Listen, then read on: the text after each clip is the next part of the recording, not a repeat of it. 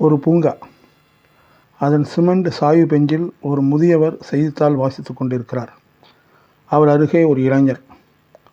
அவருடைய இளஞ்சிறார்கள் ஓடிப்பிடித்து விளையாடி கொண்டிருக்கின்றனர்.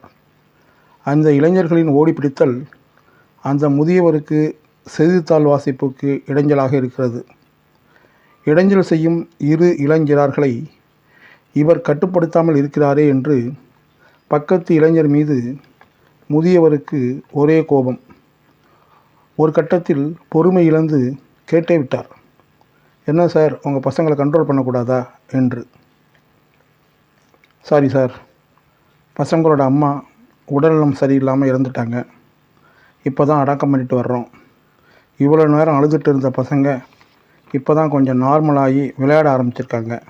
அதான் சார், கொஞ்சம் கண்ட்ரோல் பண்ண முடியாமல் பசங்களை விளையாட விட்டுட்டேன் என்று அந்த இளைஞர் கூறியதும் முதியவர் உடன் மனம் மாறி அந்த இரு இளஞ்சிறார்களையும் கோபமகன்று இரக்கத்துடன் பார்க்க ஆரம்பித்தார்.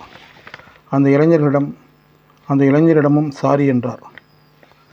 இந்த கண்ணோட்ட மாற்றத்திற்கு பெயர் பாரடைம் ஷிஃப்ட். ஒரு கண்ணாடி டம்ளரில் அரையளவு தண்ணீர் இருக்கிறது. இதை இரண்டு மாதிரியாக பார்க்கலாம்.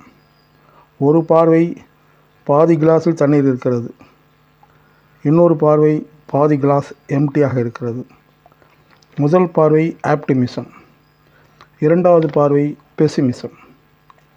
நம்முடைய வாழ்வில் ஒரு கடினமான சூழல் ஏற்படும் பொழுது அதை நாம் எப்படி பார்க்கிறோம் என்பதில்தான் நம் வாழ்வின் போக்கு நிர்ணயிக்கப்படுகிறது.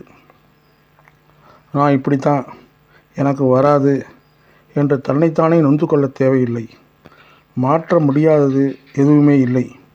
கடுமையாக முயன்றால் நம் மைண்ட் செட்டை ரீசெட் செய்வதன் மூலமும், நம் மைண்டை ரீகண்டிஷனிங் செய்வதன் மூலமும், நம் பர்செப்ஷனை தினமும் ரினிவல் செய்வதன் மூலமும் நம் கண்ணோட்டத்தை, நம் பார்வையை மாற்றியமைக்க முடியும்.